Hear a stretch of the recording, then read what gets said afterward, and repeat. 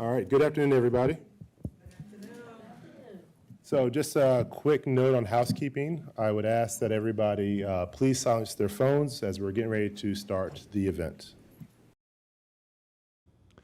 Hello, I'm Congressman Mark Takano, ranking member of the House Committee on Veterans Affairs and author of the Honoring Our Pact Act, landmark legislation signed by President Joe Biden last August that extends long overdue care to more than 3.5 million veterans living with the effects of toxic exposure.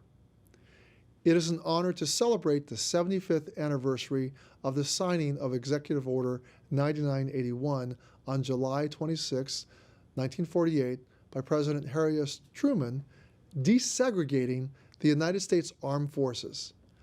Executive Order 9981 stated that there shall be equality of treatment and opportunity for all persons in the armed services without regard to race, color, religion, or national origin. Executive Order 9981 and the Women's Armed Services Integration Act, signed 1 month earlier, moved the United States Armed Forces towards greater access and equality for Black service members.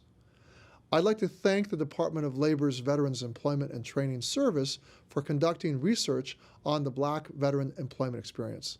This research seeks to document evidence on Black veterans' experience transitioning from military to civilian employment while identifying gaps in existing research that prevent the current state and needs of Black veterans from being fully understood and addressed. This is important work that acknowledges how far we have come and identifies opportunities for improvement in our service to Black veterans in establishing equity for all. Thank you, vets, for the work that you do to enable all veterans, service members, and military spouses to reach their full potential in the workplace.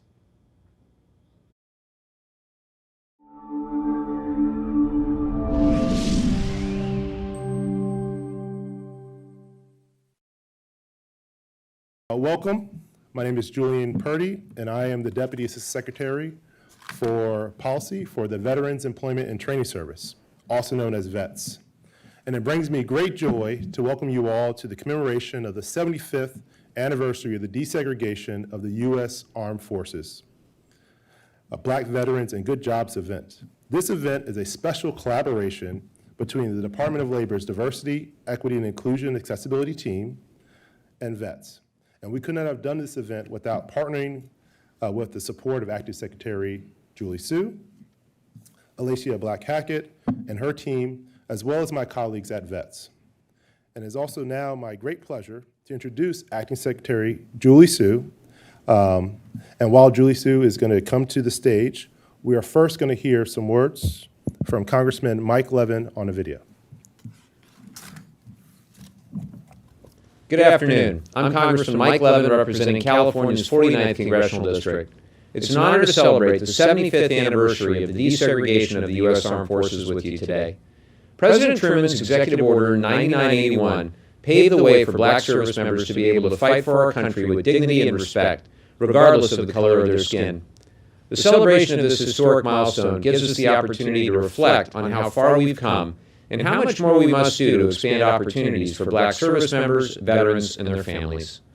I'd like to thank the Department of Labor, Veterans Employment and Training Service for conducting valuable research on Black veteran employment. This research provides insight into Black veterans' transition from military to civilian employment, while identifying the obstacles that may prevent Black veterans from reaching their full potential so we can address them. As the ranking member of the House Veterans Affairs Subcommittee on Economic Opportunity, I'm focused on passing legislation to improve veterans' access to employment training, affordable housing, and benefits that improve their lives. A special thanks to the Department of Labor for your partnership in this work and for all you do to help veterans succeed in the workplace. Hope you all have a successful roundtable and a great anniversary celebration.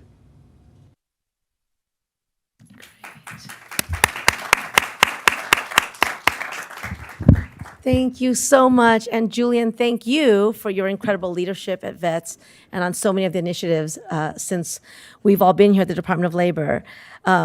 Thank you to our entire VETS team, our Veterans Employment and Training Service team. Our Assistant Secretary, James Rodriguez, is also in the house with other members of VETS, and also Alacia Black-Hackett, the first ever DEIA Chief Officer at the Department of Labor, for all of the work in putting this together.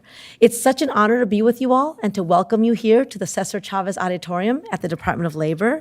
Today, as you've already heard, we are celebrating 75 years since President Truman signed an executive order abolishing segregation in the armed forces and ordering full integration of all branches of the United States military. Today, I also want to acknowledge that we have the first ever African-American Secretary of Defense in Lloyd Austin. And today, we also honor the tremendous dedication, tenacity, and patriotism of Black American service personnel, without whom the armed services could not have accomplished this historic order.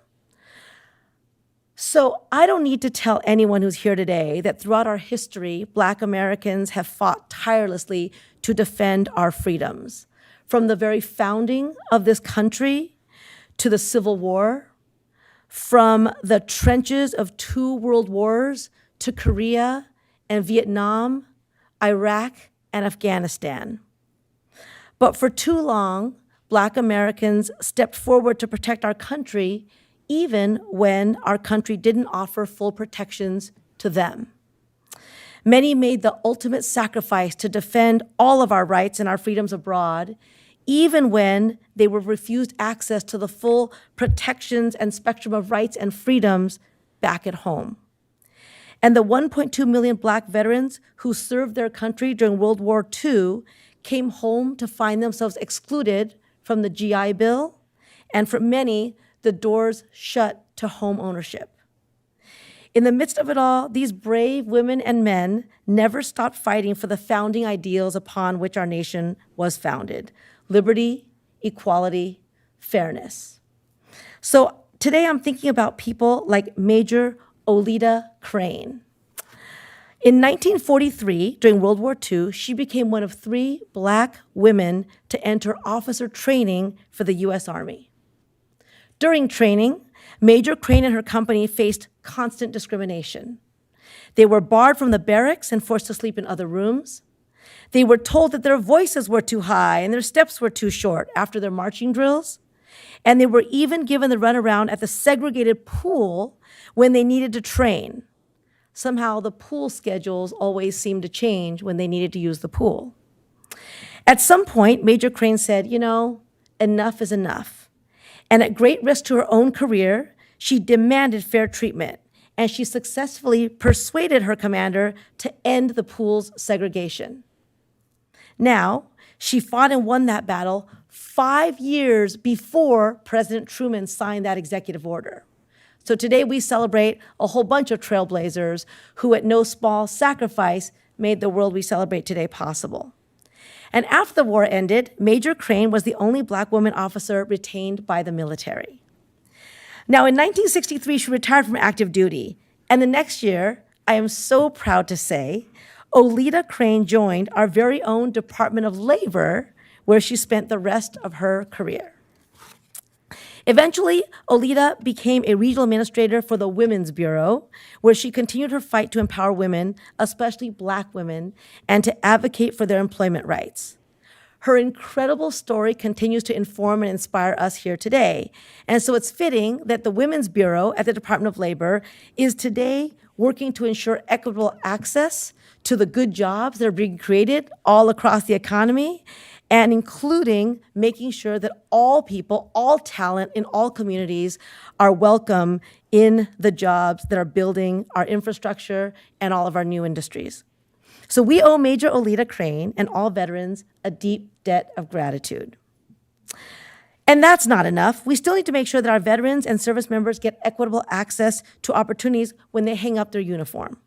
And that means renewing our commitment to serving our veterans as well as they have served us. Here at the Department of Labor, we take that commitment very personally. So last year, in our hiring here at DOL, we hired 667 veterans to our team. That was nearly 33% of all of our hires that year. Today, veterans make up nearly a quarter of our Department of Labor's team, and that's compared to 5.5% of the American workforce overall. And we depend on them for the unique skills, experiences, perspectives that they bring to our work, in the same way that Olita Crane that her colleagues were able to depend on her. At the Department of Labor, I say this all the time, we know that equity and excellence go hand in hand.